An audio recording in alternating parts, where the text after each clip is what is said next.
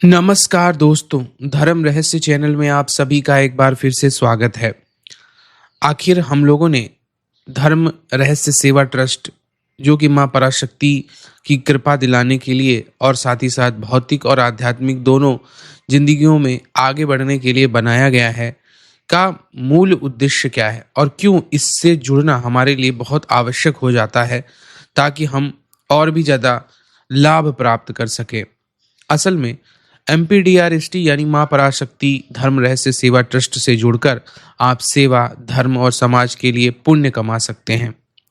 इसमें आप सेवा कार्यों में भाग ले सकते हैं, जिसमें ट्रस्ट द्वारा आयोजित किए जाने वाले शिविर हो गए, विभिन्न प्रकार के दान भंडारे इत्यादि, नेत्र परीक्षण, दवा वितरण, भोजन वितरण, पर्यावरण से संबंधित किए जाने वाले कार्य और आध्यात्मिक दीक्षा इत्यादि सारी चीज़ों में भाग ले सकते हैं। दान और में सहयोग कर सकते हैं। आर्थिक रूप से सामग्रियां जैसे कपड़े, दवाइयां, भोजन इत्यादि का सहयोग कर सकते हैं। धार्मिक कार्यक्रमों में योगदान दे सकते हैं। मंदिर, धार्मिक स्थलों पर होने वाले जागरण, पूजा पाठ, भंडारा आदि कार्यक्रमों में स्वयं सेवक बनकर के भाग ले सकते हैं। ऑफलाइन और ऑनलाइन दोनों तरीके से सामाजिक संदेश ट्रस्ट के माध्यम से पहुंचा सकते हैं। इससे पुण्य लाभ मिलता है, आशीर्वाद और मानसिक शांति मिलती है, आध्यात्मिक उन्नति होती है और देवी कृपा आपको मिलती है। समाज में आपका आदर और सम्मान बढ़ने लगता है। अगर हम बात करें आध्यात्मिक और भौतिक लाभों की, तो आध्यात्मिक लाभ में देवी माँ पराशक्ति की कृपा प्राप्त होती है। सेवा, दान और साधना से साधक पर माँ पराशक्ति के सभी स्वरूप, दुर्गा हो, काली हो, माता हो, दश महाविद्या हो, विभिन्न प्रकार की योगिनी शक्तियां हो, इन सब की कृपा बनती है। साधक के जीवन में दुर्घटनाओं, नकारात्मक ऊर्जा और शत्रु बाधा, ये सारी चीजें से वह सुरक्षित रहता है। मन की शांति उसे प्राप्त होती है, चित्त की स्थिरता मिलती है। मन में असीम आनंद और शांति का भाव उत्पन्न होता है जब हम कभी भी सेवा कार्य करते हैं। तो साधक धीरे धीरे क्रोध, लोभ, अहंकार की प्रवृत्तियों को तोड़ देता है। कर्म बंधनों से मुक्ति मिलती है, क्योंकि हम जब निस्वार्थ भाव से दूसरों की सेवा करते हैं तो पूर्व जन्मों में किए गए जो भी पाप होते हैं वो धीरे धीरे नष्ट हो जाते हैं और संचित पुण्यों के कारण उच्च लोकों और उच्च कुल में जन्म होता है। साधना और तांत्रिक सिद्धियों में सहायता मिलती है, क्योंकि सेवा भाव और गुरु आदेश से जब हम साधना करते हैं तो साधनाओं में हमें शीघ्र सिद्धि मिलती है, क्योंकि एक तरफ हम पुण्य कर रहे हैं और देवताओं जैसे मनुष्यों को ही शक्तियां पसंद करती हैं, उन्हीं के समीप आना चाहती हैं। दैवी शक्तियां आपकी रक्षा करने लगती हैं और बाधाओं से दूर करती हैं। साथ ही गुरु कृपा मिलती है, क्योंकि ट्रस्ट से जुड़ना केवल आध्यात्मिक ही नहीं, भौतिक रूप से भी बहुत फायदेमंद चीज है, क्योंकि हम इसमें केवल पुण्य के बारे में सोचते हैं। गुरु कृपा से भ्रम, डर और मोह दूर होता है, सही दिशा मिलती है। भौतिक लाभ इससे हमको क्या क्या मिलते हैं? एमपीडीआरएसटी द्वारा आयोजित होने वाले विभिन्न प्रकार के शिविर हो गए, विभिन्न प्रकार के लक्ष्य जिनसे परिवार स्वस्थ रहे, हम दीर्घायु हों और स्वास्थ्य लाभ के लिए किस प्रकार जीवन जीना है, ये सब चीज़ें सीखने को मिलती है। धन और समृद्धि हमारी बढ़ती, क्योंकि जब भी कोई धर्म में लगाता है धन, तो वह धन जो है वो शुभ बनकर, कर्म बनकर साधक के लिए आर्थिक उन्नति, नौकरी, व्यापार में सफलता, घर परिवार में संपन्नता इत्यादि देता है। देवी माँ स्वयं अपने भक्तों के अन्न और धन की रक्षा करती हैं। सामाजिक सम्मान मिलता है आपको। आपके चारों ओर के लोग जब आपको देखते हैं इस प्रकार कार्य करते हुए, तो सेवा के कार्यों को देखते हुए आप आदर्श व्यक्ति माने जाते हैं, प्रेरणा के स्रोत माने जाते हैं। गांव, मोहल्ले, समाज में ऐसे साधकों का बड़ा मान और सम्मान होता है। संकट मोचन और सुरक्षा प्राप्त होती है। अनहोनी घटना, चोरी, दुर्घटना, शत्रुबाधा, दुष्ट आत्माओं से व्यक्ति सुरक्षित रहता है, क्योंकि वह लगातार पुण्य के कार्य ही कर रहा है। परिवार में सुख शांति आती है, आपसी कलह दूर होती है, एकता स्थापित होती है, क्योंकि सारे अच्छे काम करने पर अच्छा ही प्रभाव आता है। बच्चों की शिक्षा और विवाह में आने वाली बाधाएं भी दूर हो जाती हैं, क्योंकि अच्छे व्यक्ति से हर व्यक्ति जुड़ना चाहता है। इसके अगर हम अदृश्य लाभों की बात करें, तो पुण्य संचित होने पर साधक के चारों ओर एक दिव्य आभा मंडल बनता है। साधक के विचार, वाणी, कर्म स्वतः ही आध्यात्मिक प्रभाव में आ जाते हैं, जिससे वह दूसरों को भी प्रेरित कर सकता है। मृत्यु के समय आत्मा को उत्तम गति और मोक्ष मार्ग का साक्षात्कार होता है, ताकि आगे वो चीजें बढ़ती हैं। सबके मन में यह प्रश्न आता होगा कि गुरुजी, आध्यात्म की दृष्टि में पूरी तरह संन्यास अच्छा है या गृहस्थ जीवन अच्छा है? तो मैं आज आपको बताने वाला हूं कि गृहस्थ जीवन की बराबरी कोई भी सन्यासी नहीं कर सकता। कारण ये है क्योंकि गृहस्थ जीवन में व्यक्ति ने पूरे जगत का कल्याण किया, लेकिन सन्यासी स्वयं केवल अपना ही कल्याण करता है, केवल अपने मोक्ष की ही बात करता है। इसीलिए गृहस्थी व्यक्ति जीवन के समस्त सुखों को भोगता हुआ मोक्ष को प्राप्त करता है। आइए इसको शास्त्र से समझते हैं। मनुस्मृति और महाभारत में कहा गया है कि चारों आश्रमों में गृहस्थ आश्रम सर्वश्रेष्ठ है, क्योंकि यह तीनों आश्रमों का पालन पोषण और सहयोग करता है। सोचिए, अगर सन्यासियों को लोग भोजन और सामग्री दान इत्यादि ना दें तो उनका जीवन कैसे चलेगा। श्रीमद् भागवत में और रामायण में भी आदर्श गृहस्थ जीवन के उदाहरण मिलते हैं, जैसे कि स्वयं भगवान श्री राम अयोध्या में राजधर्म का पालन कर रहे थे गृहस्थ जीवन जीते हुए। श्री कृष्ण भगवान ने स्वयं द्वारिका में पारिवारिक जीवन के साथ में सारे अच्छे कार्य किए।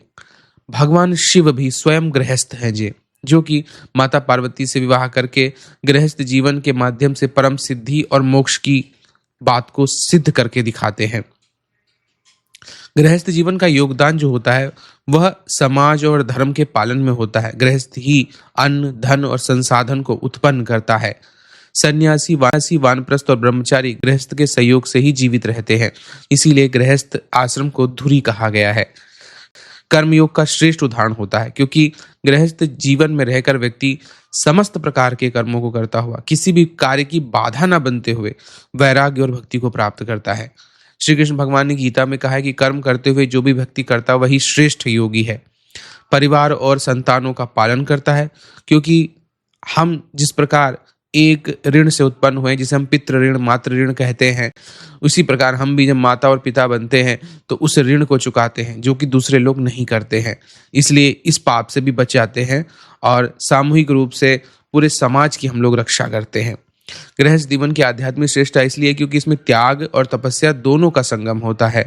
रोजमर्रा की जिम्मेदारियों को निभाते हुए व्यक्ति धैर्य और संयम के साथ सेवा भाव को निभाता है। यही संघर्ष संतुलन गृहस्थ के तप को सन्यासी से भी ऊंचा बना देता है। ईश्वर की लीला का वास्तविक अनुभव करता है। पति पत्नी का प्रेम, माता पिता का स्नेह, संतान का लालन पोषण, समाज में रहना, सबके साथ अच्छा बर्ताव करना ईश्वर की लीला का प्रत्यक्ष अनुभव होता है। गृहस्थ जीवन में रहकर व्यक्ति संसार को माया न मानकर ईश्वर की सृष्टि या उसकी खेलने का या शक्ति का खेल समझकर उसे भोगते हुए साधना करता है। भक्ति का गूढ़ रहस्य होता है। गृहस्थ व्यक्ति यदि भोगों के बीच में भी भक्ति के साथ अडिग रहता है तो उसके पुण्य और सिद्धि सन्यासी से ऊंची हो जाती है, क्योंकि उसने कुछ भी छोया नहीं, कुछ भी छोड़ा नहीं था। तंत्र शास्त्र में भी कहा गया है कि भोग के बीच में योग पाना ही सर्वोच्च होता है। क्यों सन्यासी से श्रेष्ठ है? सन्यासी केवल अपने मोक्ष के लिए ही साधना करता है, जबकि गृहस्थ अपने परिवार, समाज, धर्म सभी के लिए पुण्य कमाता है। गृहस्थ जीवन कर्तव्य और सेवा का मार्ग है, जो अधिक तप और सहनशीलता मांगता है, जाकि केवल अपने लिए नहीं सबके लिए। गृहस्थ आश्रम में रहकर मोक्ष पाना अधिक सरल हो जाता है और कठिन से कठिन मार्ग को भी वो हर प्रकार से पार कर सकता है। कहते हैं मृत्यु के बाद में भी कई तरह की परीक्षाएं होती हैं। काम क्रोध मोह लोभ सबसे रोज निपटता हुआ गृहस्थी कहीं ज्यादा उत्तम होता है, क्योंकि वह पत्नी को भी संतुष्ट रखता है, परिवार को भी संतुष्ट रखता है और ईश्वर के भजन को करता हुआ भी मुक्ति की ओर आगे बढ़ता है।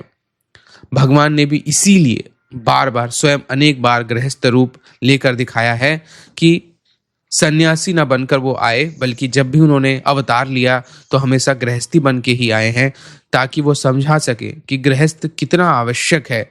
संसार चक्र को चलाने के लिए केवल गृहस्थ ही एकमात्र उपाय है, क्योंकि अगर सभी सन्यासी हो गए तो यह जीवन कैसे चलेगा। न तो यहाँ कोई पैदा होगा, न ही किसी का जीवन आगे बढ़ेगा और सभी कूप मंडूप हो जाएंगे। ज्ञान सबका सीमित हो जाएगा। यह जीवन जो कुछ भी आगे बढ़ रहा है सब गृहस्थियों की वजह से ही है। इसीलिए गृहस्थ धर्म में मां पराशक्ति की भक्ति करते हुए आप ट्रस्ट से जुड़े। ट्रस्ट के में अपना योगदान, अगर आप व्यक्तिगत रूप से जुड़े तो जिला अध्यक्ष बन सकते हैं। केवल एक ईंट दान करके आप मंदिर बनाने में या फिर सहयोगी कार्यों के लिए अवश्य हर माह कुछ न कुछ देते रहें, क्योंकि किसी भी कार्य को करने के लिए धन की आवश्यकता होती है। एक गृहस्थी ही जीवन में कमाता है, एक सन्यासी कुछ कमा सकता ही नहीं है, इसीलिए क्योंकि वह तो सबसे मुक्त रहता है। लेकिन एक गृहस्थी जितने भी पुण्य के काम है, पुण्य से अर्जित किया गया धन है, वह धन ऐसे ही अच्छे कार्यों के लिए, जैसे कि हम लोगों ने माँ पराशक्ति धर्म रहस्य सेवा ट्रस्ट बनाया है, इसमें आप मासिक दान अवश्य कीजिए। जो भी आपकी क्षमता हो उस हिसाब से कीजिए अवश्य ट्रस्ट में, ताकि हम अच्छे से अच्छा और कार्य कर सकें।